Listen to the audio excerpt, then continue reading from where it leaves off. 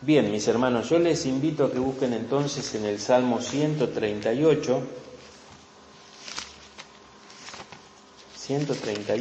y antes que nada lo voy a leer, Lo voy a leer, este Salmo 138, que dice así: Te alabaré con todo mi corazón, delante de los dioses te cantaré salmos, me postraré hacia tu santo templo y alabaré tu nombre, por tu misericordia y tu fidelidad, porque has engrandecido tu nombre y tu palabra sobre todas las cosas.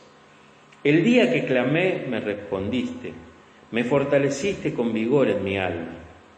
Te alabarán, oh Jehová, todos los reyes de la tierra, porque han oído los dichos de tu boca, y cantarán de los caminos de Jehová, porque la gloria de Jehová es grande, porque Jehová es excelso y atiende al humilde, mas al altivo mira de lejos. Si anduviere yo en medio de la angustia, tú me vivificarás. Contra la ira de mis enemigos extenderás tu mano y me salvará tu diestra. Jehová cumplirá su propósito en mí. Tu misericordia, oh Jehová, es para siempre. No desampares la obra de tus manos. Amén, a la palabra de Dios. Y realmente cuando uno lee un salmo y cualquier otra parte de la Escritura, muchas veces no hace falta agregar nada, ¿no es cierto?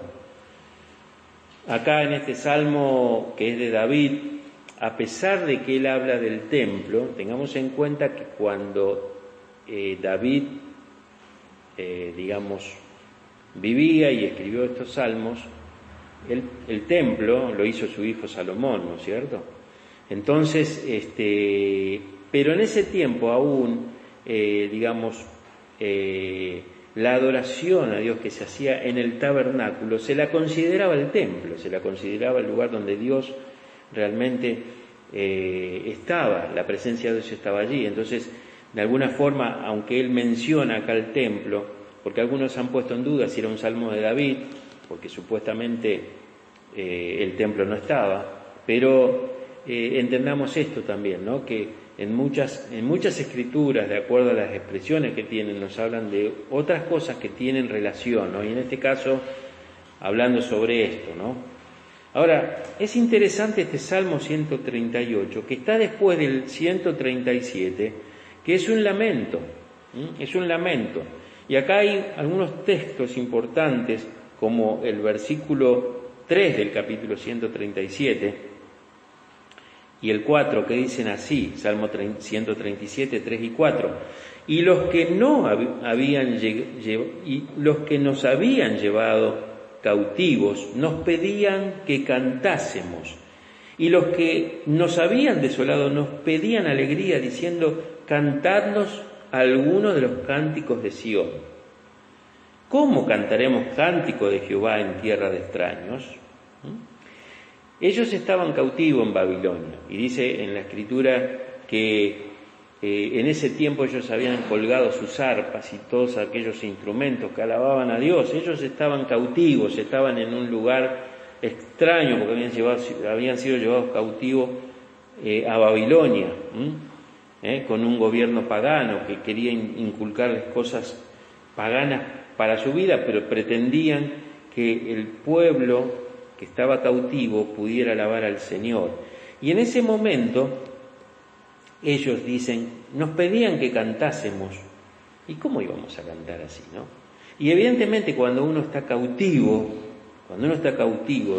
de este sistema de Babilonia, porque hoy tenemos la Babilonia actual, ¿no es cierto?, que ya vamos a ver un poquito más adelante, pero si uno está cautivo de esas cosas, difícilmente tengamos ganas de cantar y de alabar al Señor. Y miren, hermanos, hay un hecho importante que yo, mientras pensaba en este Salmo 138, y ahora cuando vayamos desglosándolo, pensaba en lo siguiente, ¿no? Esta estrategia de nosotros de cerrar los templos, de alguna forma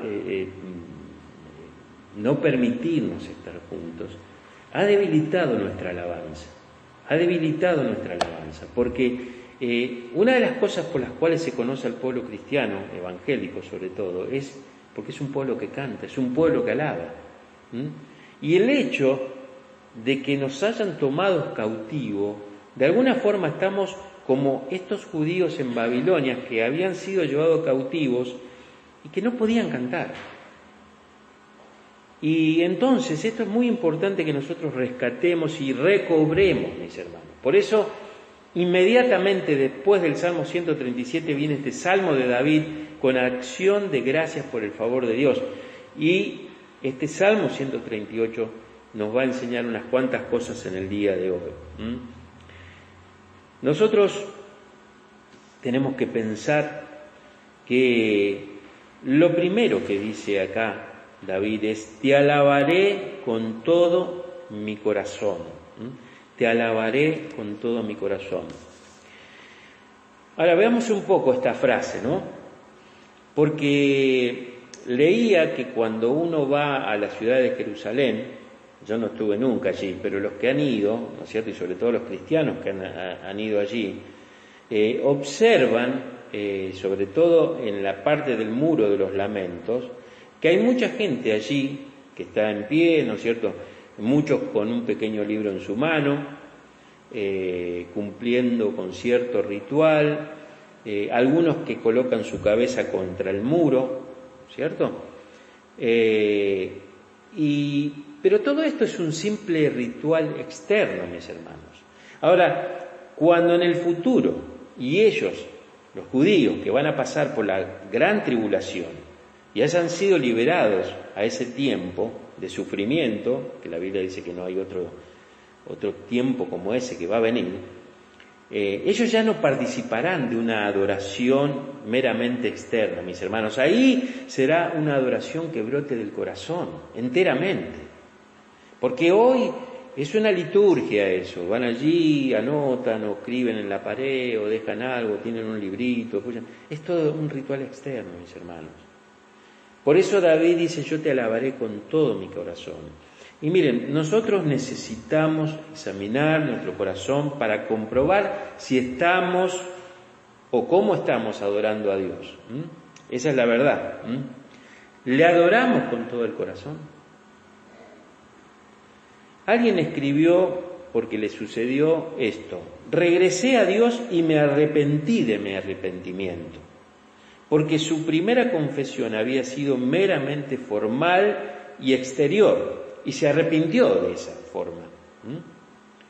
Y esto ocurre, mis hermanos, a veces nos arrepentimos, pero de una forma liviana, externa, digamos de alguna forma, bueno, para cumplir, y decimos: sí, la verdad que estoy arrepentido, pero tal vez no es lo que Dios está esperando.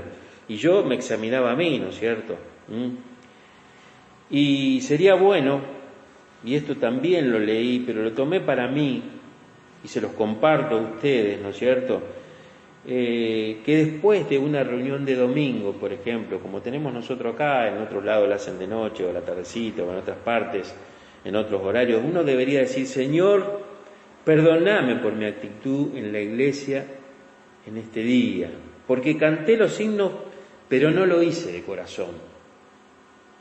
Oré, pero fue una simple formalidad. Escuché la palabra de Dios, pero ella no tuvo ningún efecto en mí. Estuve más pendiente de observar de manera crítica y con curiosidad al predicador y a la gente que en examinarme a mí mismo ante Dios. Porque esto es muy importante cuando uno está aquí en la casa de Dios o cuando está en su casa, alabando, adorando, cómo lo hacen. Miren, Spurgeon escribió lo siguiente, referido a con todo mi corazón, como dice acá David: necesitamos un corazón quebrado para lamentarnos por nuestros pecados, pero un corazón completo para alabar la perfección de Dios. Lo vuelvo a leer: necesitamos un corazón quebrado para lamentarnos por nuestros pecados, pero un corazón entero, completo, para alabar la perfección de Dios. Y a veces ocurre, y me ocurre, que no lo estamos haciendo de forma completa, que no estamos alabando con todo el corazón, como dice acá David. A veces no tenemos esa conciencia de saber que no lo estamos haciendo en forma completa. Al entregar todo el corazón no se deja espacio para motivos mezclados de devoción dividida. Cuando uno está alabando con todo el corazón, no hay espacio para otras cosas. Y por eso el versículo sigue con lo siguiente, el versículo 1. Delante de los dioses te cantaré salmos. Delante de los dioses te cantaré salmos. Miren, cualquier cosa que ocupe el lugar de Dios en nuestras vidas puede ser un Dios. Puede ser un Dios. Nosotros no sabemos qué tipo de dioses se refería David acá, pero sí nosotros podemos saber que todo lo que ocupe el lugar de Dios es un Dios, con minúscula. Y acá dice David, delante de los dioses, es decir, mis hermanos, delante de los dioses, los dejo atrás a los dioses. Delante de los dioses están atrás, los dejo, esa es la idea, ¿no es cierto? Los deja a sus espaldas. Como leímos antes en el capítulo 137, los versos 3 y 4, ellos mientras estaban en esa actitud de cautiverio, no habían pensado en que su alabanza podía ser posible, y mucho menos dejar atrás a aquellos dioses, porque lo tenían siempre allí adelante. Y es interesante porque en la Babilonia actual hay muchos dioses que nos rodean y se quieren poner delante de nosotros, mis hermanos, y nos seducen. Pero la verdad, el Señor puede hacernos libres, como dijo el mismo Señor Jesús, y libres de todos los dioses modernos que intentan hacernos creer que la verdad de ellos es la verdad. Filosofías, mis hermanos, lenguajes que ahora estamos escuchando, tratan de introducirnos un lenguaje que no tiene nada que ver con la verdad, mis hermanos, pero todas esas cosas que se ajustan a los nuevos dioses, que se están infiltrando en las facultades, en las escuelas y aún en la escuela primaria, todo eso son dioses y filosofías de esos dioses que tratan de ponerse delante de nosotros, mis hermanos. Entonces, ¿qué sucede? Si uno no accede a esos dioses, uno es hostigado. Algunos en las redes sociales son rechazados porque a veces ponen cosas en contra de esto. Otros pueden tener problemas con sus profesores en las facultades o quizás en sus trabajos. Es tremendo. Esos dioses modernos de la Babilonia actual son los que tratan de ponerse delante de nosotros, pero David dijo, yo iré delante de esos dioses y cantaré salmos. No cualquier cosa, cantaré la palabra de Dios, porque es la palabra de Dios la que realmente tiene que tener el verdadero efecto en nuestra propia vida, mis hermanos. Y fíjense lo que dice el versículo 2, me postraré hacia su santo templo y alabaré tu nombre por tu misericordia y tu fidelidad, porque has engrandecido tu nombre y tu palabra sobre todas las cosas. Es interesante porque acá David dice, alabaré tu nombre. ¿Y cuál es ese nombre que Dios tiene? ¿Cuál es ese nombre que Dios tiene? Misericordia y fidelidad. Misericordia. Dios se llama misericordia y Dios se llama fidelidad. Y es interesante porque la palabra fidelidad, en el origen de esta palabra, es igual que verdad.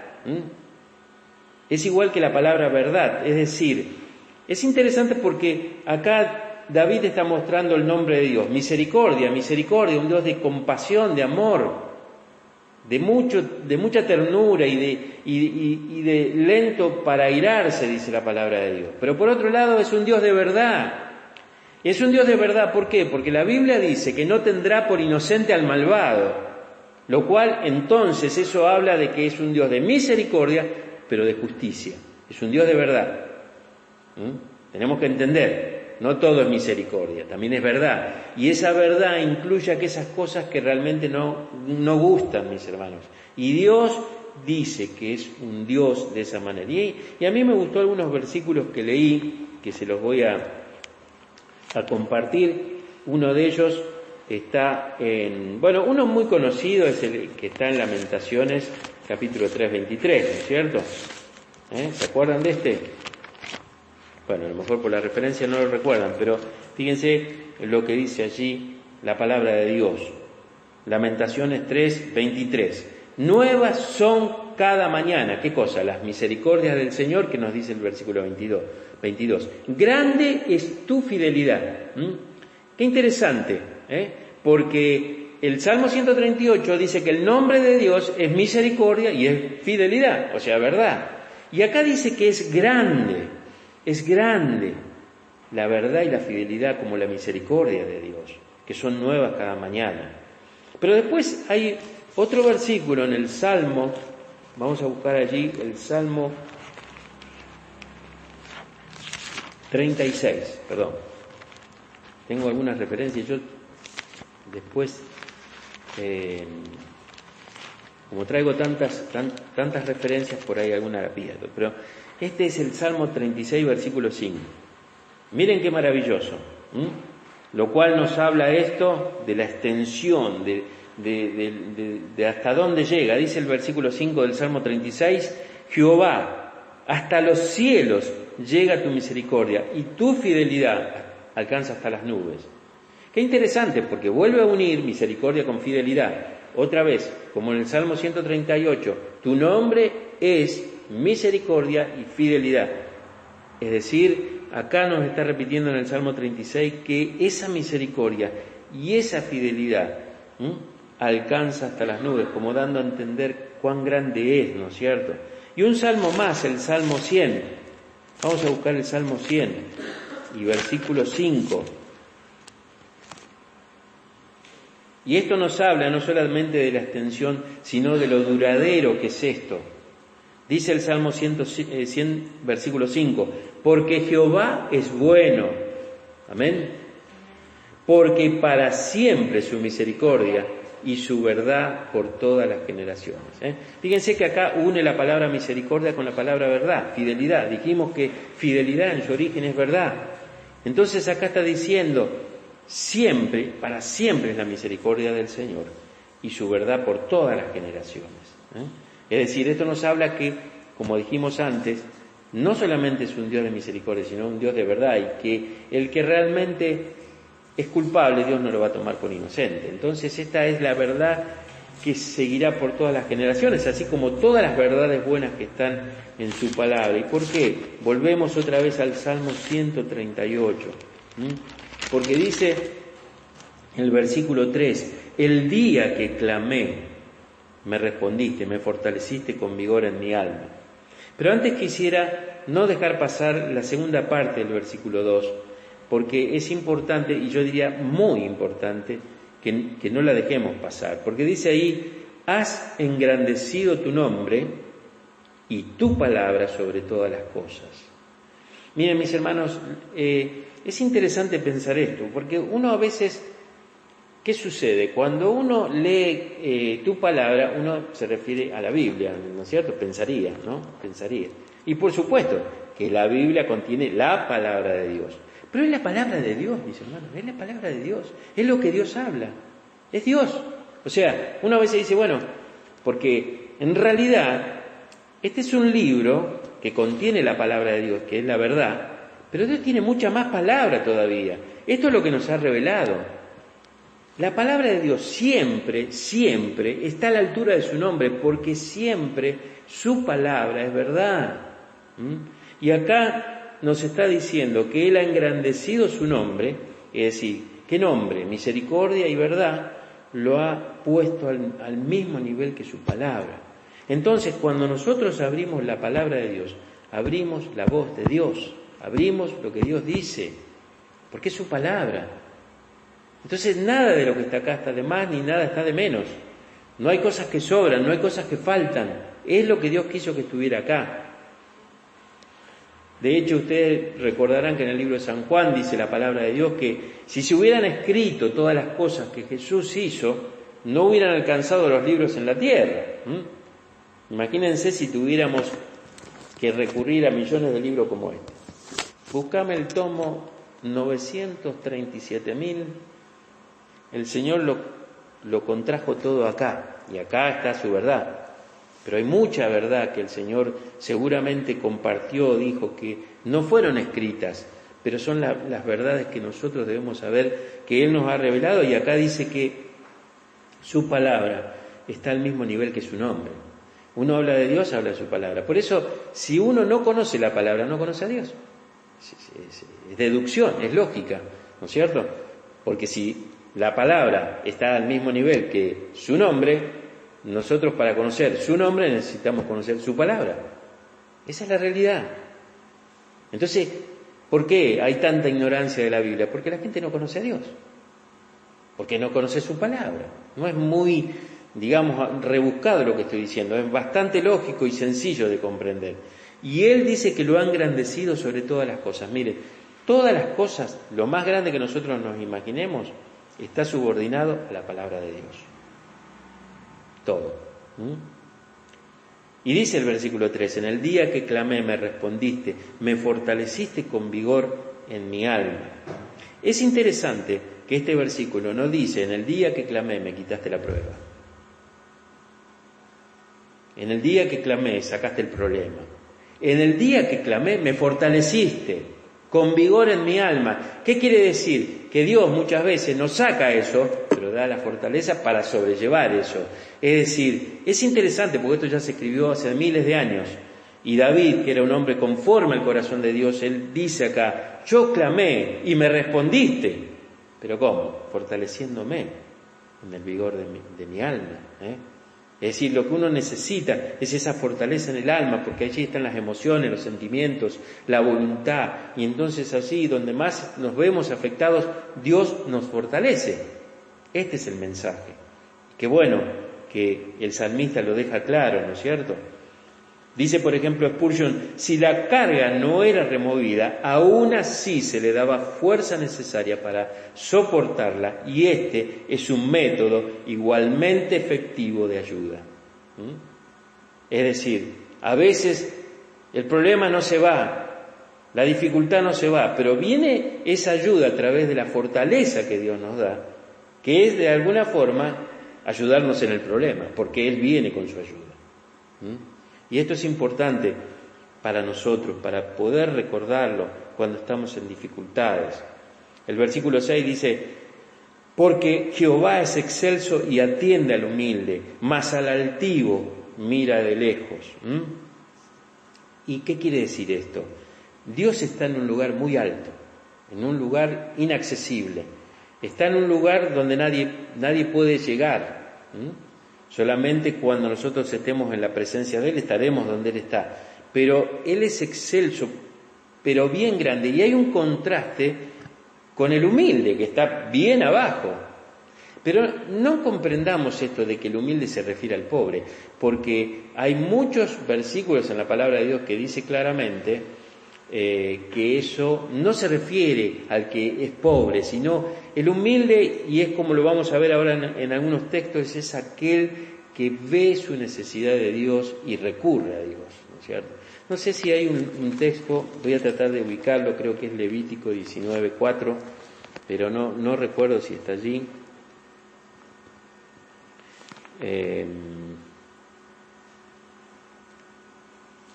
Bueno, acá está, 19:15, Levítico 19:15. Es muy interesante este texto y es solo un ejemplo. Fíjense lo que dice allí. No harás injusticia en el juicio, ni favoreciendo al pobre, ni complaciendo al grande. Con justicia juzgarás a tu prójimo. ¿Qué quiere decir esto? Que acá, como dice acá el Señor, no harás injusticia en el juicio, harás justicia. Ni favoreciendo al pobre. Es decir, esto vemos claramente que no está refiriéndose que el humilde puede ser una persona muy pobre y no ser nada humilde. Como puede haber un rico que sea muy humilde. De hecho, muchos hombres de la Biblia fueron muy ricos, mis hermanos. Abraham era riquísimo, para que nos demos una idea. Riquísimo, dice la palabra de Dios. Y para poner esa palabra así, riquísimo, no era rico, era riquísimo. Diríamos hoy, qué sé yo, billonario, trillonario. Sin embargo, era una persona que Dios le eligió como ejemplo de fe. Entonces, cuando estamos leyendo acá en la palabra de Dios, el versículo 6, que Él atiende al humilde, atiende a aquel que realmente su corazón está dispuesto a escucharlo y a obedecerlo a Dios. Vamos a leer algunos textos. Santiago 4:6. Fíjense lo que dice allí la palabra de Dios. Santiago, capítulo 4 y versículo 6. Dice así: pero Él da mayor gracia.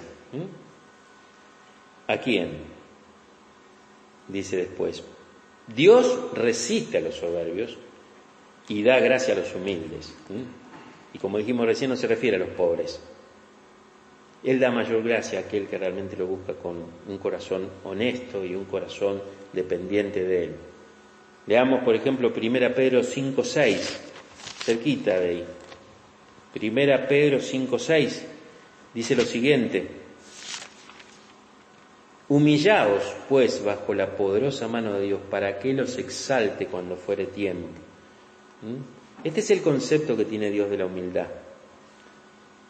Vamos a... Bueno, ahí el versículo 5 también encontramos otro. Por ejemplo, 1 Pedro 5:5. Igualmente, jóvenes, estad sujetos a los ancianos y todos sumisos unos a otros, revestidos de humildad. ¿Por qué? Porque Dios resiste a los soberbios y da gracia a los humildes. Qué bueno, qué bueno. Acá David está diciendo que atendió al humilde, atendió a aquel que realmente lo buscó, lo reconoció.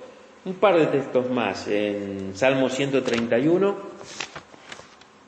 volvemos otra vez a Salmos, Salmo 131, 1.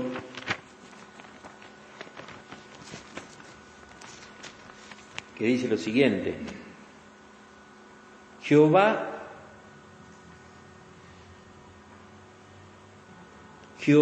dice allí, no se ha envanecido mi corazón, ni mis ojos se enaltecieron, ni anduve en grandezas, ni en cosas demasiado sublimes para mí. Una confesión también de David acá: Jehová, no se ha envanecido mi corazón, ni mis ojos se enaltecieron. A veces uno dice, digamos, es difícil hablar de uno mismo, decir yo soy humilde, ¿no es cierto? Pero creemos, porque en el caso de David dice la palabra de Dios que era un hombre conforme a su corazón. ¿Qué es esto?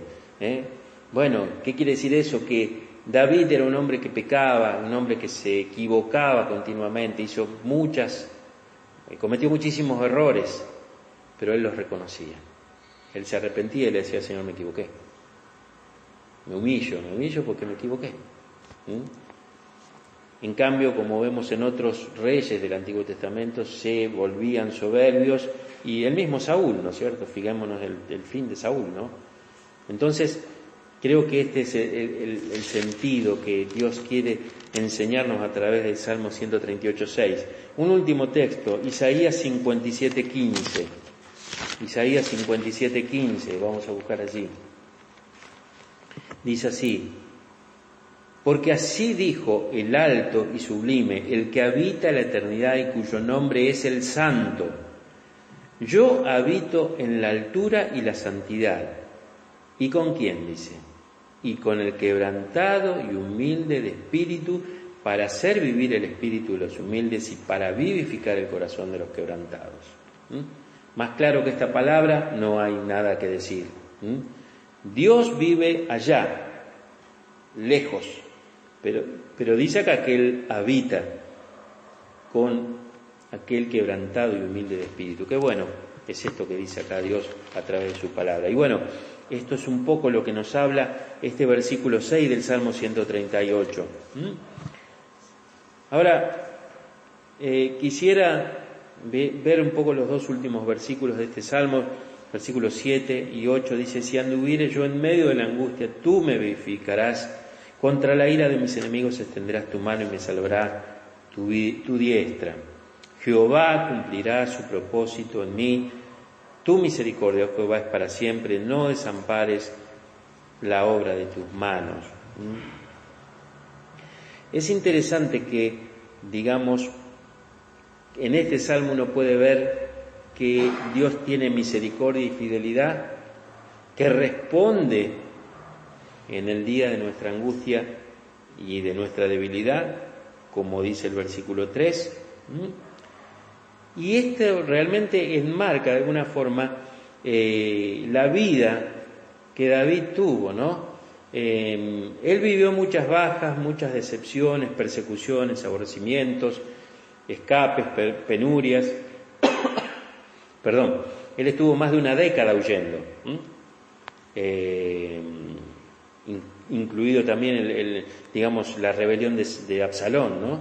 Y bueno, sin embargo, él podría haber pensado, porque había recibido todo lo contrario a lo que él imaginaba cuando era joven y ya había sido ungido rey, ¿se acuerdan? Que el proyecto de Dios se habría diluido, mis hermanos. Bueno, se ve que con todas estas catástrofes que he vivido, ya Dios se olvidó de que yo me ungió rey, qué sé yo, ya pasó. Pero no, Jehová cumplirá su propósito en mí, dice David. Y entendamos, es el propósito de Dios, no el nuestro. Porque acá dice David, él cumplirá su propósito. Y el propósito de Dios era que diera una vuelta de calecita inmensa para llegar a ser lo que fue. Tuvo años, digamos, seguramente con tremendas dudas de cuál era el propósito de Dios. Pero Dios, no me ungiste como rey. Pero ¿qué pasa que pasan los años y no pasa nada? Es como cuando Dios le prometió a Abraham un hijo. Y pasaron 25 años, mis hermanos, 25 años. No está el hijo. Pero Dios cumplió su propósito en ellos y lo cumplirá también en nosotros, mis hermanos. Yo voy a hacer una, digamos, confesión personal. Cuando nosotros nos casamos, a los 2 o 3 años más o menos de casado, nosotros habíamos pensado, éramos muy jóvenes, yo me casé con 22 años, Viviana tenía 21, pensábamos, bueno, vamos a tener un hijo. Queríamos armar una familia, la cuestión de que lo habíamos decidido, pero el hijo no venía. Y nos empezamos a preocupar, éramos jóvenes, estamos hablando de muchos años atrás, no hay todos los estudios que se hacen hoy. Los estudios que nos hicieron daba que estaba todo bien. Entonces un día nos pusimos a orar, primero porque un médico conocido que es cristiano nos dijo, ¿pero ustedes le dieron gracias a Dios porque no pueden tener un hijo? Nosotros nos miramos y decimos, nunca. Si queremos tener un hijo, ¿cómo le vamos a dar gracias a Dios porque no podemos tener un hijo?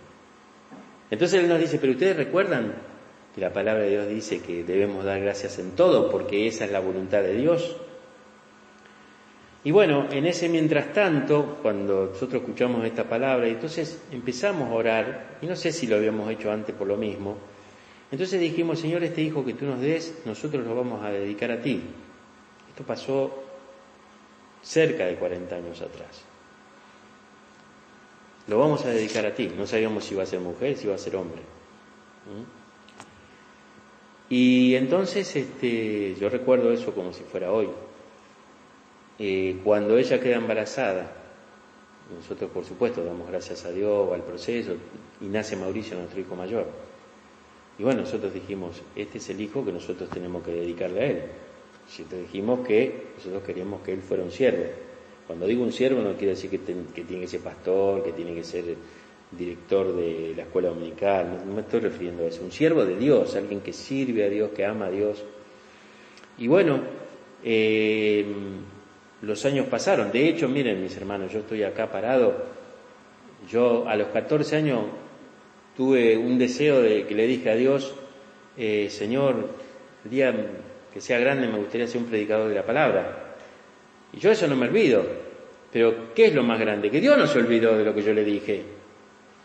Y yo digo, bueno, pasaron los años, Dios se olvidó de lo mío. Y entonces, todo este tiempo que yo vengo orando por Mauricio, mucho tiempo, por supuesto que Dios también lo hace, pero yo lo hago en forma personal. Yo le he dicho a Dios, Señor, yo te prometí que él iba a ser un siervo, ¿y qué pasa? Y bueno, todos estos días pasados, cuando pasó todo esto, se me vino todo de vuelta otra vez a la mente. Y lo que pensé no fue algo malo, pensé, Dios obra de distintas maneras. A lo mejor la manera que menos nos gusta, porque la Biblia dice que Dios tiene una voluntad agradable y perfecta, y a veces es perfecta, pero a veces no es agradable a nosotros. Siempre es agradable, pero a lo mejor a nosotros no es agradable. Y a veces Dios usa las pruebas y las circunstancias para hablar, para llamar, para atraer. Y a veces uno tiene que decir, si el Señor va a cumplir su propósito en tal persona, lo va a hacer. Tal vez de una forma que nosotros no quisiéramos. Pero dice acá David, el Señor cumplirá su propósito en mí. Y hermano, lo va a cumplir en vos, en tus hijos, en quien sea, y con el método que Él elija. Y alguien una vez dijo, y yo lo escuché, que dijo, a veces Dios trata de hacerlo por las buenas, y si no, lo hace por la que no nos gusta. Pero Dios siempre cumple su propósito, porque no es nuestro, es de Él. Entonces, es interesante ver esto, ¿no? Entonces, a veces, como leía también, los propósitos de Dios suelen ser de apariencia ásperos. A veces parece que las promesas pueden llegar a parecernos una fantasía, y en ocasión podemos llegar a creer que nosotros hemos inventado lo que una vez creímos, y lo que Dios nos dice en su palabra es una sugestión humana, y que son ambiciones carnales de nuestra parte sobre tantas promesas, ¿no?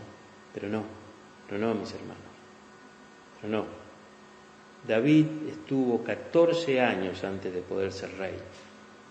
Dios lo ungió. Y tuvo 14 años terrible, mis hermanos. 14 años terribles. Y no murió porque estaba en los propósitos de Dios que él fuera el rey. Pero le pasó de todo, mis hermanos, en esos 14 años. Abraham tuvo 25 años esperando un hijo. Pero Dios cumplió los propósitos. Y Dios puede que en este tiempo veamos un montón de cosas oscuras, veamos pruebas, veamos dificultades, pero Dios va a cumplir su propósito en nosotros. Fíjense que este último texto, cuando dice que el Señor cumplirá su propósito en él, dice David, es el último de una primera, podríamos decir así, de una primer parte de este salmo donde él alaba al Señor de todo corazón. ¿Por qué? Porque él tuvo que padecerla, mis hermanos. Entonces llegó el momento y entonces él dijo, te alabaré con todo mi corazón, porque tú vas a cumplir tu propósito en mí. Y obviamente que lo hizo. Y quisiera ir terminando entonces esta palabra y que recordemos esto, mis hermanos, razones para alabar al Señor. Fíjense, David primero alabó a Dios por quien es Él, un Dios de misericordia y de fidelidad, un Dios de verdad. Primero empieza el salmo alabando a Dios por quien es Él. Después alabó a Dios por su revelación, es decir, por la palabra magnífica que está equiparada con su nombre, mis hermanos. Es decir, primero alabó a Dios por quien es Él. Segundo lugar, por la palabra revelada. Y en tercer lugar, alabó a Dios por lo que Él había hecho y lo que haría en respuesta a la oración de David. Y este es el orden, mis hermanos, que nosotros tenemos que llegarnos a Dios en alabanza. Primero, por lo que es Él. Él es Dios. Y Dios, como dice acá, que es excelso, que está allá por las tremendas nubes, que ya ni vemos. Pero Él es quien merece nuestra alabanza, nuestra adoración. Después tenemos que alabarlo por su palabra, mis hermanos, porque esta palabra es igual que su nombre. Yo tomo esto y digo, Dios hablando. Es como si, digamos, de alguna forma yo aprieto un play sobre esta palabra y Dios habla. Entonces recordemos esto, este orden para nosotros, porque la misericordia y la fidelidad de Dios es algo que nosotros no podemos olvidar y nunca debemos ponerlo digamos, en otro orden, porque esto es lo más grande que Dios nos da, su misericordia y su fidelidad, y porque Él ha engrandecido su nombre y su palabra sobre todas las cosas, sobre todas las cosas. Dios, te alabo por esto, cantaré, como dice acá, salmos, delante de los dioses. Tenemos muchos dioses delante, mis hermanos. Cada vez que prendemos el celular, cada vez que prendemos la televisión, cada vez que leemos los diarios, hay dioses ahí, dioses de esta cultura babilónica actual, que nos quieren hacer pensar que la verdad que nosotros tenemos no es la verdad, sino la de ellos. Pero nos dice acá David, yo cantaré salmos, salmos que hablan de ti, salmos que magnifican tu nombre, para la gloria suya. Y entonces, si nosotros hacemos esto, realmente podremos entender. Es interesante que dice el versículo 7, y con esto termino, mis hermanos. Si anduviere yo en medio de la angustia, tú me vivificarás. Lo que da a entender es que por la angustia vamos a pasar. Es decir, acá está diciendo, si anduviere yo en medio de la angustia, está esa probabilidad casi cierta de que vamos a pasar por angustia. Pero el resultado es igual que el que vimos antes. Él clamó y ¿qué hizo Dios? Lo fortaleció en el alma. Acá dice, yo voy a pasar en la angustia, pero vos me vas a dar vida, me vas a vivificar. Y este es el mensaje que Dios quiere darnos, de ánimo, de confianza, de fortaleza. Por eso, acá lo han titulado como un salmo de acción de gracias, a favor digamos, por el favor que el Señor hizo, en este caso con David. Y ese debe ser realmente nuestro pensamiento también, mis hermanos.